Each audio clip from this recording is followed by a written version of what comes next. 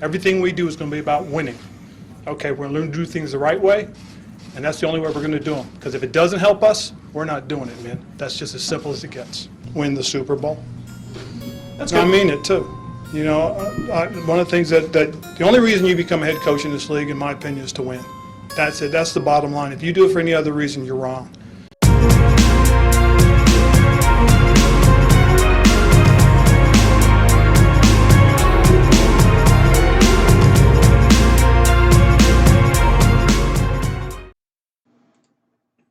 Hey, football fans, welcome to the Washington Command Center. So, today I'm going to break down the schedule, Commander Carson's road to revenge, and how it can pave the way to the playoffs and beyond to begin this new era of Washington football. An era where this proud franchise can once again command respect. And what better way to kick off this new era than subscribing here to the first, the real, the OG Washington Command Center. So you can find your way back to some of the most opinionated and ice-cold calculated takes on all things Washington Commanders. And while you're at it, ring that bell, hit that like button. It's free to do and it means a lot. So this team with Carson Wentz at quarterback, who's going to be on a personal mission to prove all the naysayers wrong, show that he can be an elite quarterback, and behind this great offensive line that Ron and John Matsko put together with this impressive group of offensive weapons we continue to bolster through the draft. This is all just waiting for our defense to take a step forward with the additions we've made in the draft and just play up to their ability. And if they can do that, along with no major injuries, Carson can carve a path to the playoffs through this schedule. This schedule, along with the team we have, can be a recipe for us to possibly match our single season win record. That record that we set all the way back in the year of my birth, 1986, and tied way back in 1991. Honestly, I see a path in this schedule to possibly even break it. But I know how crazy you think I am for even mentioning tying it. You know, a lot of people think I'm crazy for the much more believable win total that I've already said before. But let's go ahead and break down the schedule and see how I think Commander Carson's road to revenge will affect our first season as the Commanders. So we kick off the first game as the Commanders at home against the Jacksonville Jaguars, and this is also the beginning of Commander Carson's revenge tour. He's playing Doug Peterson, who's the brand new coach of the Jaguars, and also happens to be the man that benched Wentz for Jalen Hurts. This guy kicked off Wentz's fall from favor that's led to where he is now with us. So, Peterson, who was a so-called quarterback guru, but honestly, his biggest success was with Carson himself, who was a number 2 overall pick. So now he comes to Jacksonville, where he unites with the first overall pick at quarterback, Trevor Lawrence, who people will say is the next coming of Andrew Luck or even Peyton Manning. But he didn't show much of that last season, so I don't know really how much Doug Peterson adds to the quarterbacks if he's getting the top tier quarterbacks anyway, but that's another thing.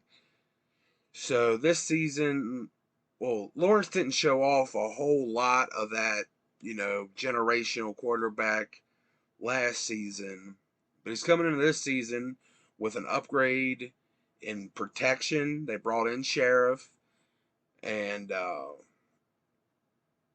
They got a guy in the draft, Luke Fortner, who's a super versatile interior offensive lineman, to go along with what they already had in Cam Robinson, Walker Little, Jawan Taylor. They have a pretty solid group on paper at offensive line. But then they spent a lot of money, to try to give Trevor some weapons here. And the best they could do with all that money was Christian Kirk and Zay Jones. It's not great, especially going along with Laviska Shenault, Marvin Jones. It's just a really underwhelming group. It's a bunch of mid-tier wide receiver twos or very high-tier wide receiver threes. But there's really nothing close on that team to a wide receiver one, in my opinion. On the other side of the ball, they added freak athlete, but probable project edge rusher, Travon Walker, with their number one overall pick. And they bring him in to go along with former number 7 overall pick Josh Allen on the other side of the ball, or on the other side.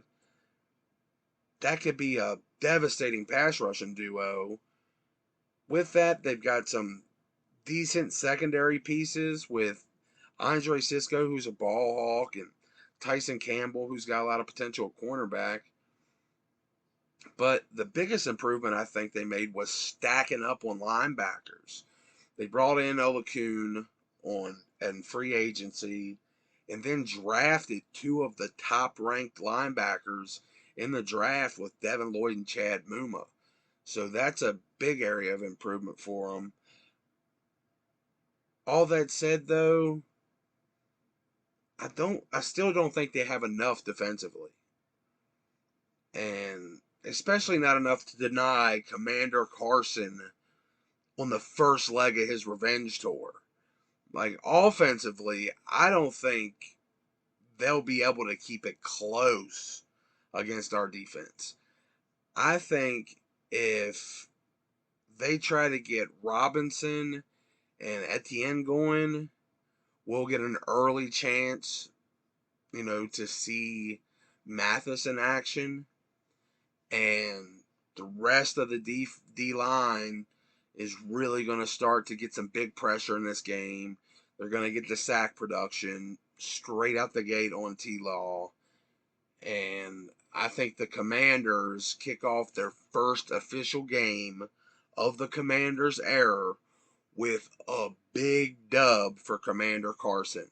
He gets revenge on his former coach and kicks off this season, this era, in perfect fashion.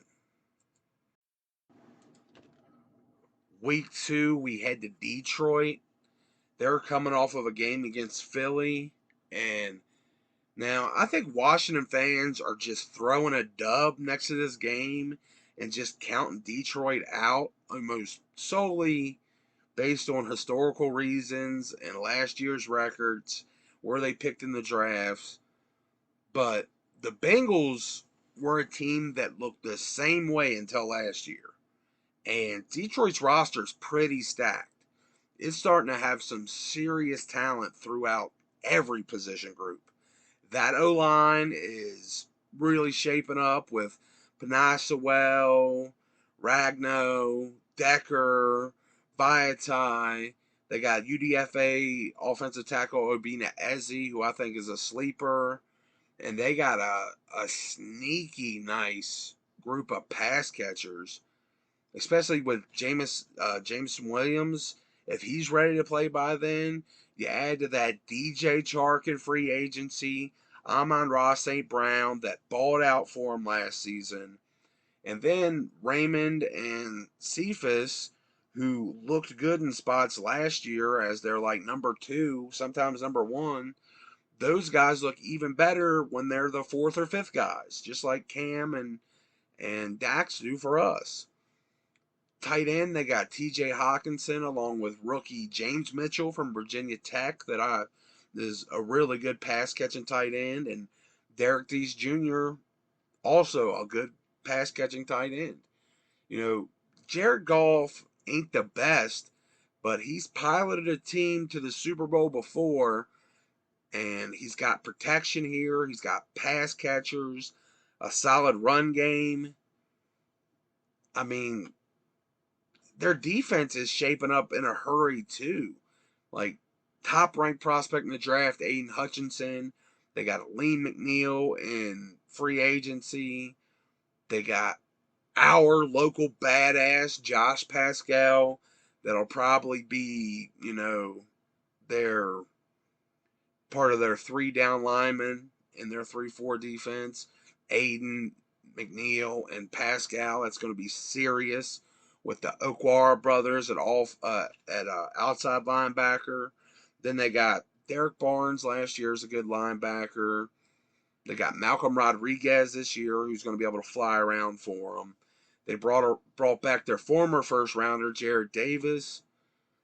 And then they got former top 5 pick, Jeff Okuda, who people are already labeling as a bust, but cornerbacks usually have that jump forward in year 3.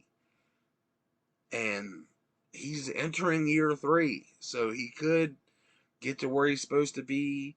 Efetu Melifonwu, he's got potential. Mike Hughes took a solid step forward last year. Mark Gilbert, who I say is like the ACC Derek Stingley, who had a monster season early on before injuries, over the next 2 seasons, made him go undrafted. They got Jermaine Waller, another one of our local guys that was viewed as a first-round talent from 2019 all the way up to week 6 of last year before he just fell off out of nowhere, tested poorly, and ended up going undrafted. They got Chase Lucas in the draft that I thought was a really good slot cornerback. Deshaun Elliott from the Ravens to go with Go-Go Gadget Arms himself, free safety prospect. Kirby Joseph that they got in the 3rd round. He was like one of the top graded safeties in the draft. So they got talent all over. And we're just counting them out, putting a dub up there. I think Detroit could actually be badass this year. So, unlike the rest of Commanders fandom here, if the unthinkable does happen and we lose to Detroit, it's not the end of the world. They could be awesome. That said, Detroit ain't beating us. We're going to win this game, but it's going to be a lot closer than people think. And when it's close, don't think it's because we're bad. It's because Detroit has been picking in the top 5 for like 15 years, and they got a lot of talented players.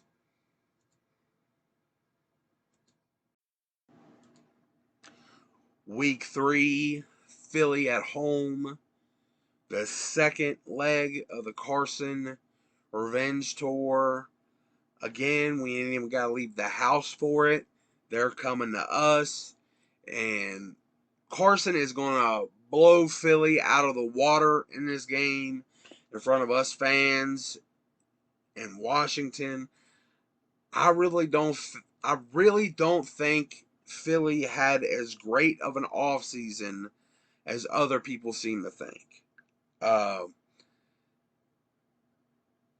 They only beat us last year, in my opinion, because of injuries or illness. So they weren't better than us last year just because they beat us. It was just poor circumstances for us. I don't think they did much to get better. In fact, all their moves in the draft, outside of the trade they made to bring in A.J. Brown, were just to stay the same for, the near future here when they lose some players. I don't think they did much to improve, and they're still weak at, the most important thing. So bringing in A.J. Brown, to me, was akin to the Giants drafting Saquon, top 5 to boost their run game while they still had a crap offensive line. Sure, Philly has 2 wide receiver one caliber wide receivers now, but they still got Jalen at quarterback. And yeah, everything else they did to stay the same. I think we've gotten vastly better and they haven't. And this early in the season, everyone should be healthy. And I think we dog them really bad. I think Carson Wentz embarrasses his former team, shows them why they should have kept him, that it's a passing league. You need your quarterback to be able to pass the ball. And, yeah, show them why they were willing to package picks, trade up, take him number 2 overall, and they were willing to get Jalen, right before he slipped into the 3rd round. Week 4 at Dallas, and Dallas got absolutely neutered this offseason. They lost 5 starters. 4 of them were pretty important, like top tier players on their team. They lost their wide receiver 1. They lost their near elite level right tackle. They lost a very solid left guard. And they lost Dak's 3rd or 4th wide receiver option too. So they took a massive hit offensively, along with, losing one of their most dependable edge defenders in Randy Gregory. So they're down bad. You look at the draft, they didn't do anything to fix that in the immediate future. Everybody's kind of developmental.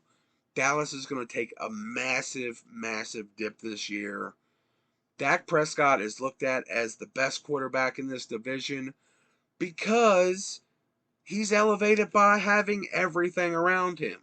One of the best offensive lines in the league. Ridiculous embarrassment of riches at wide receiver. That is not the case this year. So it took all of that for Dak to finally, get into like the serious MVP discussion this past season, and he still didn't end up in the top 3. Unlike our boy Carson Wentz, that ended up in the top 3 of voting while being out like the last 3 games of the season with an injury and having dog crap at wide receiver. No offense, but man, like would you rather be throwing the ball to a washed up Alshon Jeffrey or Amari Cooper? Would you rather be throwing the ball to Nelson Aguilar or CeeDee Lamb? Like, it's not even comparable. I think with the team we have, Carson Wentz can come in here and surpass Dak as the best quarterback in this division. Say all you want, but Dak was heavily dependent on what he had around him, and he was still super hot and cold last year. Still didn't get where he should have been with what he had, and Wentz has definitely been a guy that has far outplayed the talent he had around him. Now he's finally got talent around him. I think we go to Dallas and pay him back for what they did to us last year. So, yeah. Week 4, another dub, 4-0 out the gate. Then we come home.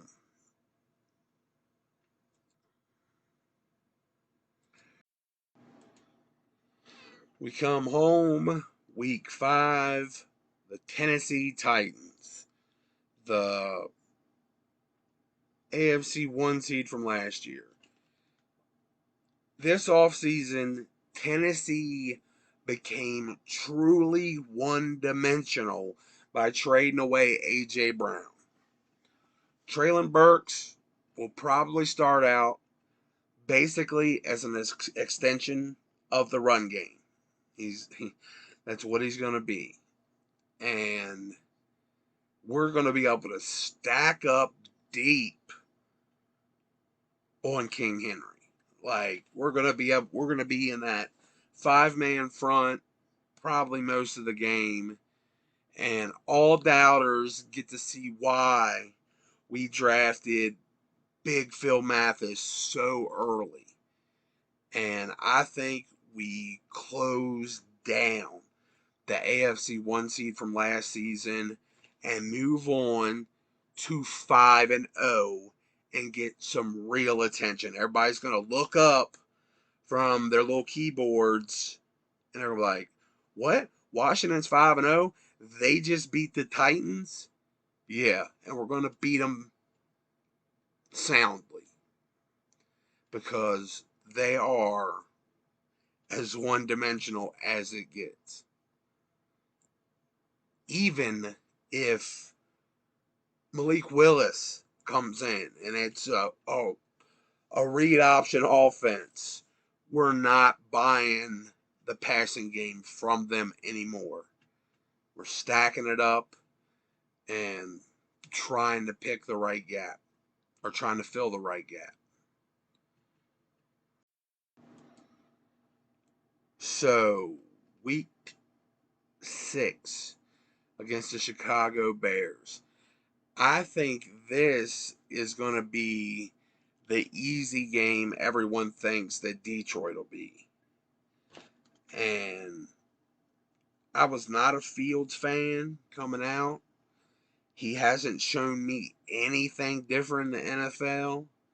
And his team hasn't really done anything to help him offensively, free agency or the draft. Velus Jones could be a good player to, dump the ball off to and end up with some yards. But, man, that offensive unit might end up being like worse than it was last year, if that's possible. With the loss of one of the few young and talented pieces they had in James Daniels. But hopefully for them, Tevin Jenkins, who is an absolute monster, can stay healthy and take a step forward for them. And defensively, they got 2 good secondary players in the draft in Kyler Gordon and Jaquan Brisker. But with the bleeding of veteran talent, they've had for the last 2 seasons, I think they're a full-on rebuild with hardly any players in place yet. This one shouldn't even be close. Even at Soldier Field. Like, this should be ugly for Bears fans. So, week 7, home again against the Packers.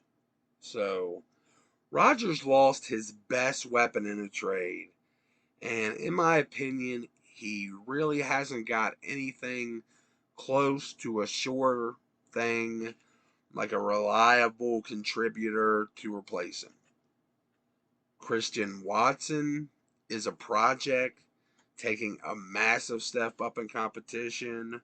Romeo Doubs didn't really look great with the step up in competition he saw in the Senior Bowl.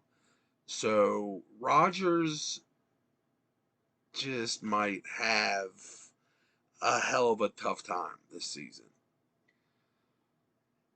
But the draft may have massively boosted an already solid offensive line for him.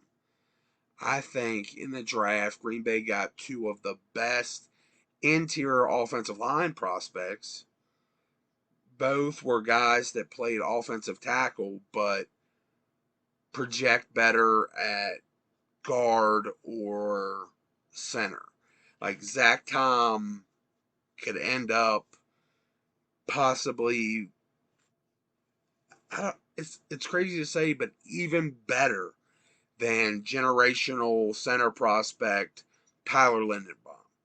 I mean, Tom played left tackle this past season and was one of the highest graded pass protectors at left tackle in college football. And he's a perfect 10 athletically at center.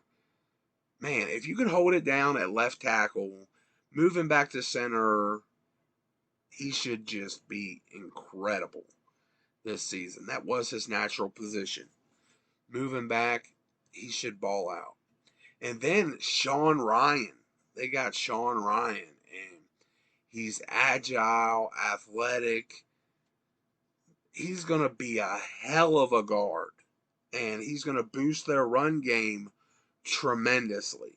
So they got two awesome interior offensive linemen, and they're going to be able to give Rodgers an improved run game to kind of lean on and make things easier for him.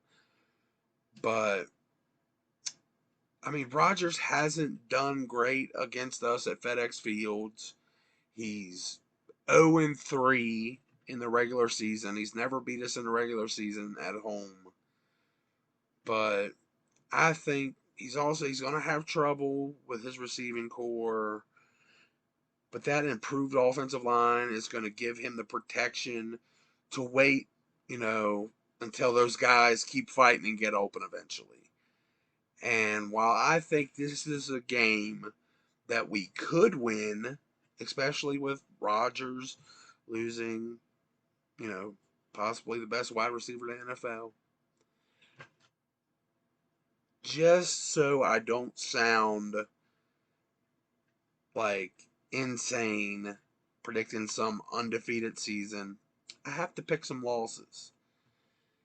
And if we're going to lose some games, they'll probably be against, the best quarterbacks in football.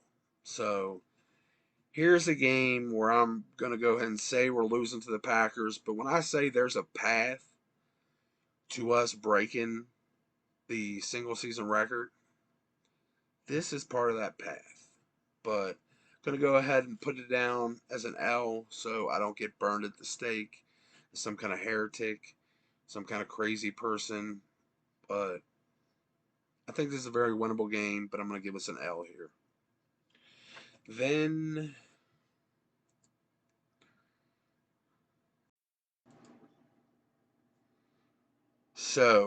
week 8, in my opinion, the most important stop on Commander Carson's road for revenge. Indy. The chance to say, suck it, Irsay, you poser. The Colts did little to nothing to support Carson there. Their offensive line had a lot of injuries, but when healthy, they seemingly only had one goal: run blocking. This offseason, they lost the second highest graded player off that line with Mark Lewinsky, and they replaced him through the draft with high potential but highly raw prospect Bernard Ryman, who turns 25 before the season starts. And after that, after trading away Carson, they traded for Matt Ryan, who is older and had a 20-12 TD to INT ratio last year, compared to Carson's 27-7. Now, both had crap pass pro, but you could argue Ryan had better weapons, with Cordero Patterson being super crazy, versatile, and freak of nature Kyle Pitts, compared to Michael Pittman, which was all Wentz had. So you could argue that Ryan should have done better with what he had. Now, Wentz made Pittman look like a legit wide receiver 1. Ryan doesn't have to do that because the Colts drafted Alec Pierce,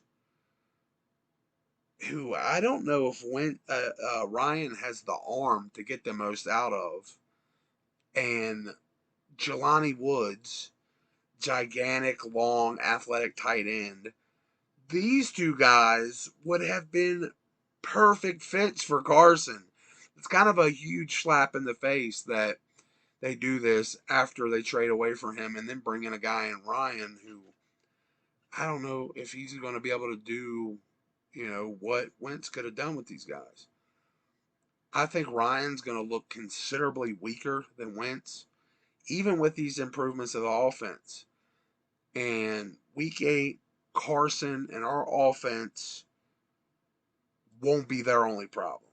Chase probably has a little vendetta about that BS roughness call last year that took that interception away from us.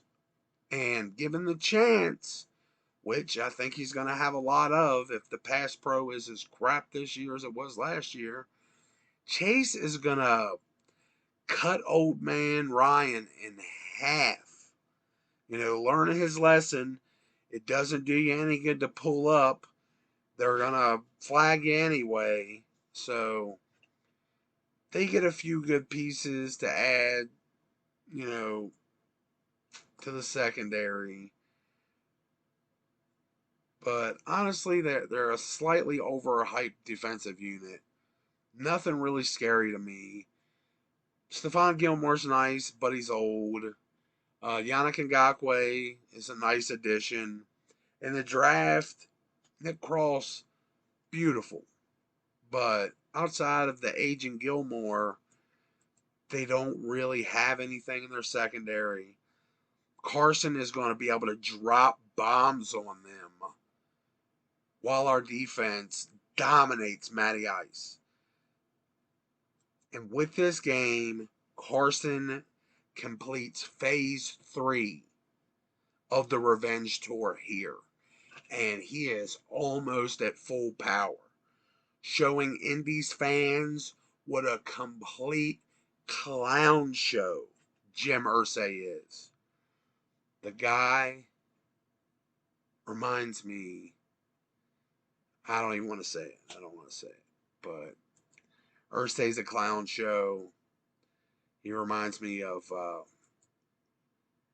a certain president's son that has a problem holding on to his electronic devices. So, week 9, home again. Another homecoming of sorts against Kirk Cousins. Minnesota Vikings are coming to town. This is the first time Cousins has been home since he left in 2019. Boys and girls, I got to give us losses so people will take me semi-seriously.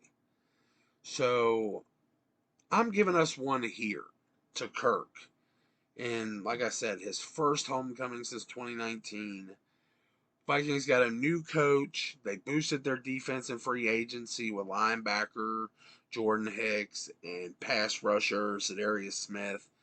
Then low-key had a banger of a draft. They boosted their secondary surrounding an aging but still competitive Harrison Smith with Lewis Sine, Andrew Booth, who was slept on massively. I thought he was like the 3rd best cornerback in the draft. They also got a Caleb Evans, who I thought was one of the top mid-round cornerback prospects, like our very own Benjamin St. Juste. He's a guy that could, get reps at cornerback 2 and give them improved play there.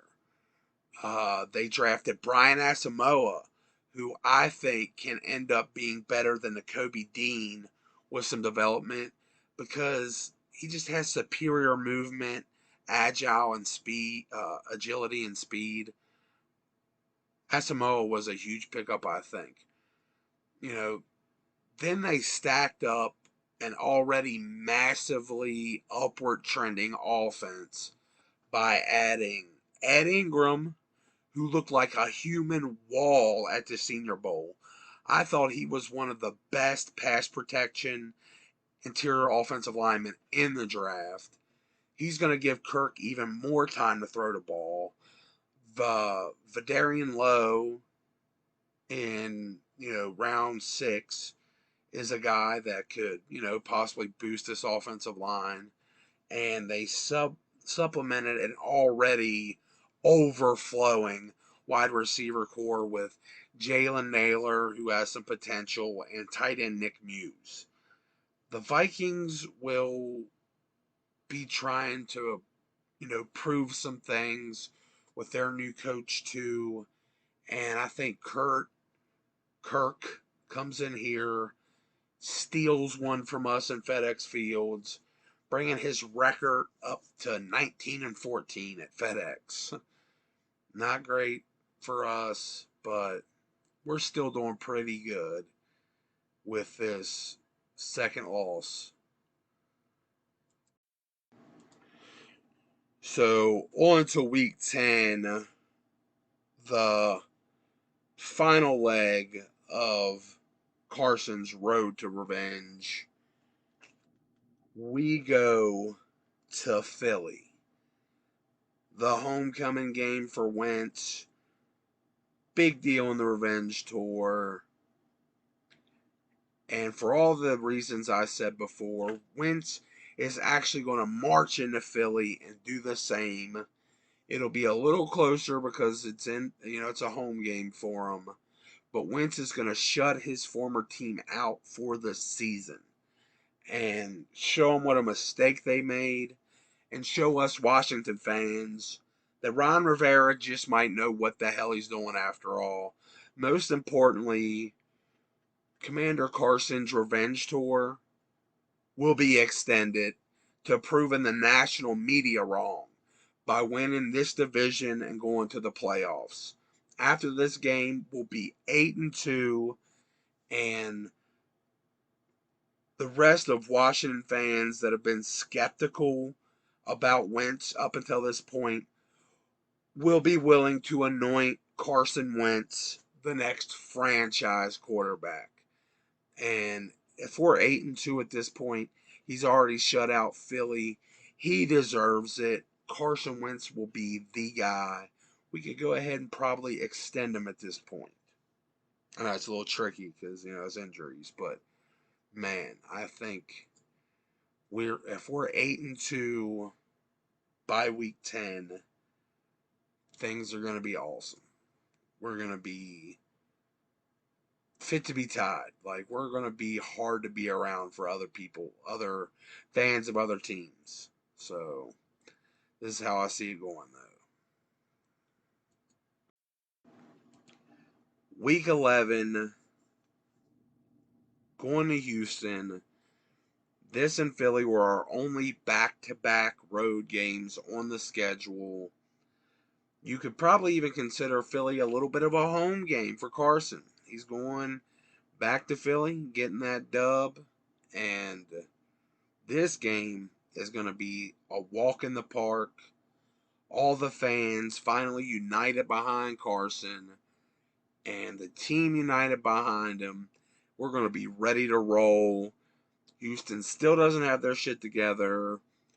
We're going to roll right into their house and go straight for their neck, aka Davis Mills. And this game will not be pretty for the Texans. It won't be fun to watch. This will not be over quickly.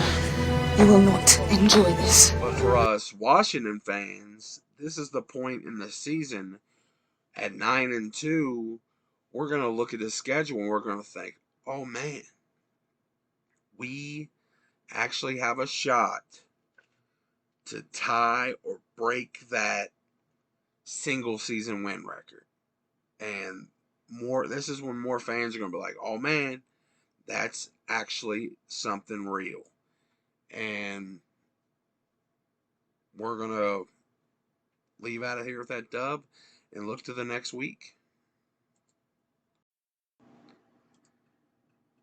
Week 12, we come home after 2 weeks on the road.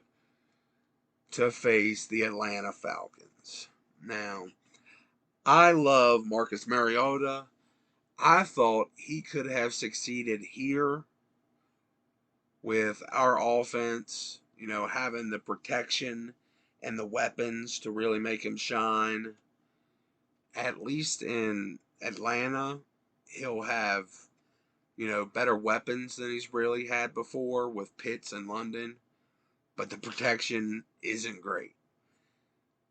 It's going to be bittersweet for me to see, but our defense will eat him alive.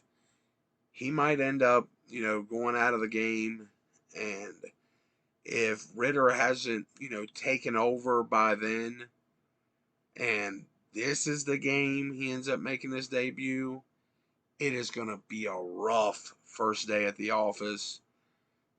They rounded out a weak defense with some good pieces with Troy Anderson, Arnold Ebiketie in the draft, Casey Hayward, Rashad Evans, Lorenzo Neal in free agency, and, added those guys to Deion Jones and A.J. Terrell, who were, the only talent they really had there. So their defense is not a bad group now, but I don't think it's quite enough to make the immediate boom to handle us. This is another game that I think ended up being easier than the Lions game that fans thought was a gimme. I think this is going to be, we're not going to break much of a sweat in this one. I really don't think. And wow, like we hit 10 wins with this game, as I'm projecting it. This is, bam, 10 wins by week 12. So, week 13, going to New York for the first time in the season. Shockingly, this is the one division game that I think we could get a surprise loss in. Just because it's Giants, they're viewed as the weakest. Maybe we'll take them a little lighter.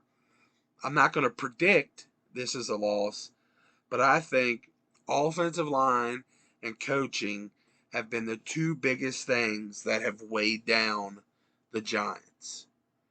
And they took big steps to fixing them both. And we have a hell of a time against Daniel Jones as it is. But now he's going to actually have a solid offensive line in front of him.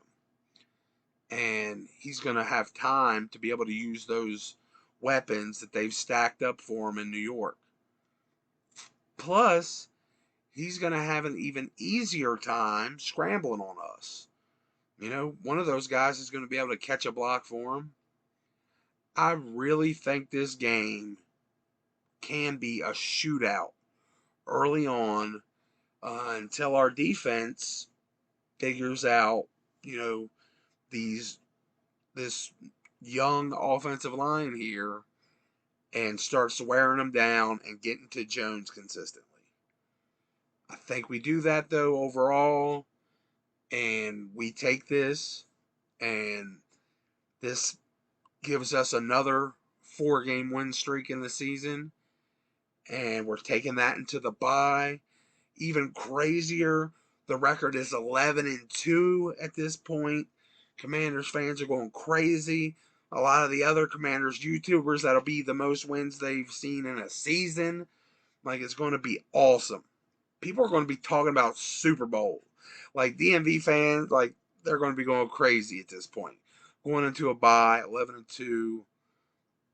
People are going to start to believe maybe we can tie the single season record, when this goes down.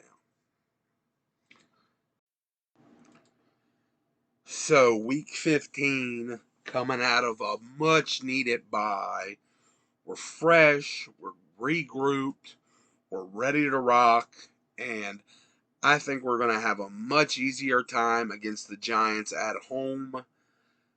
And here we finish up our second sweep of divisional opponents, shutting the Giants out here.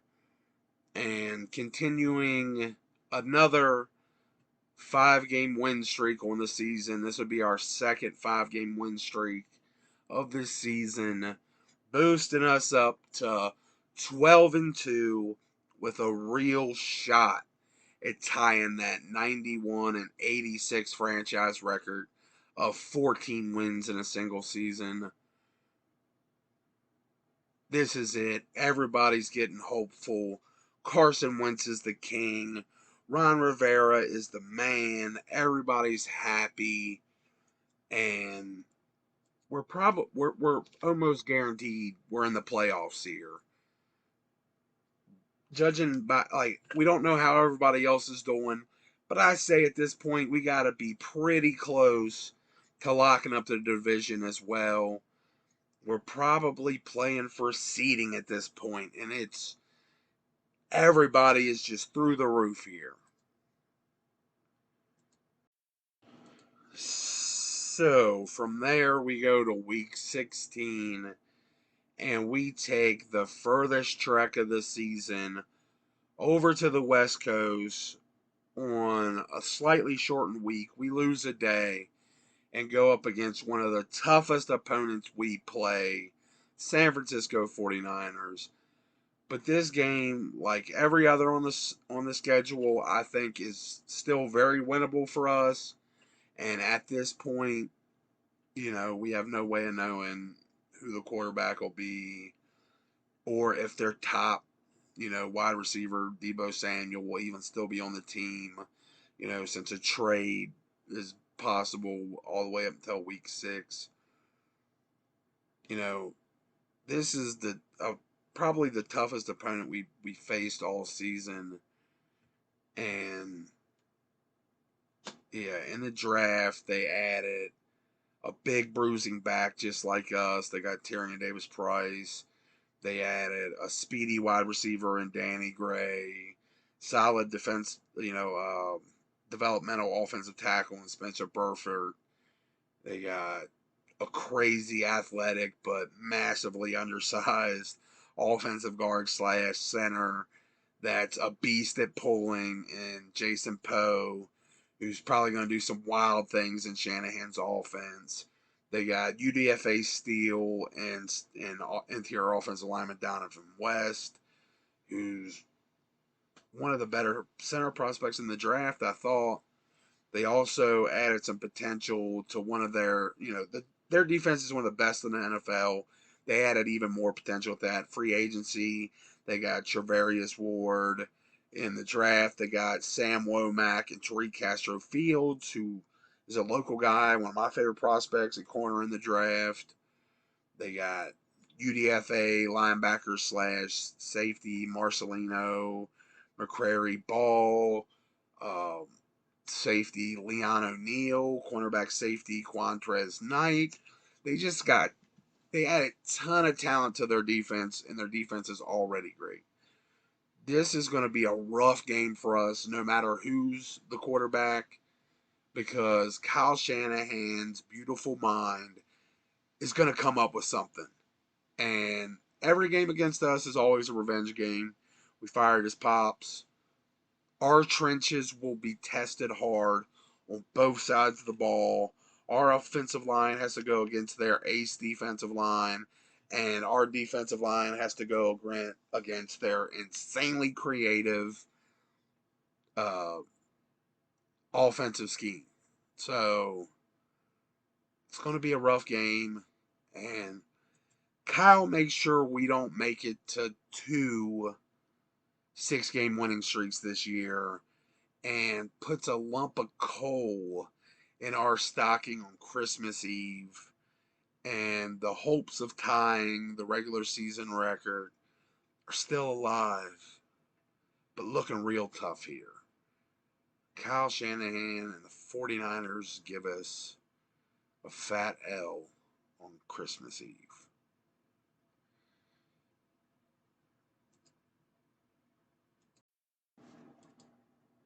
Week 17, the Browns come see us. Man, if Deshaun Watson should be If he's playing at all next season, he should be playing by this point. And if so, that is a rough time. I mean, they got Nick Chubb. They got an amazing running game. They got an amazing offensive line. They added Amari Cooper. Their offense is going to be badass. Their defense, I mean, they got Miles Garrett. It's this, boys and girls, I'm going to go ahead and say, is an L. I mean, it's not overwhelming, but I just think that they have all the tools now to beat us. I think it would have been a very close game, even with Baker Mayfield. But it's way tougher with Deshaun Watson. And, yeah, for the first time in this season, back-to-back L's here. And there go our hopes of breaking the single season, or tying the single season win record. And yeah, now, like I said, every game in this schedule is winnable. I mean, we could have won another game or two by this point, as crazy as that sounds. But so week 18, coming off back-to-back losses, and with the Browns game in this one, for the first time in the season, we will have back-to-back home games. But Dallas comes to us after we have beaten them earlier in the season, and we do it again. We beat Dallas at our house, show them who's boss, and we do something incredibly hard in sweeping all our division opponents for the season. 6 big dubs, all coming from the NFC East. We've got the team to do it. Those are the wins we need. Now this is big time. We are 13-4 at this point. That's what I have our record. And what better way to end the regular season than with a big dub over Dallas? The ability to shut up Dallas fans for the whole rest of the season and off season. And it's appropriate that we have our only 2 back-to-back home games at the end of the season, because I think that 13-4 record is going to give us another home game right away in the playoffs. So I think we're going to do great there, but I'm not going to talk about it. But just going to go over the regular season schedule here, because we don't know if there is a postseason schedule. I think there will be, and I think we're going to go pretty far. But yeah, 13-4 with a path, crazily enough, to even better. Like, I can see a situation where we end up with 2 more wins out of that. Like, where we end up at 15-2. Like, how wild would that be? I think it's possible. I also think our floor with this schedule is 10 wins, which is still great. It's better than we've done in quite a few years now. But realistically, 13-4 is the schedule. We're going to kick ass this year. Commander Carson is going to look great. He's going to get all the revenge and make us better while he's doing it. So, 13-4, Commander Carson gets his revenge, shows everybody that he is an elite quarterback.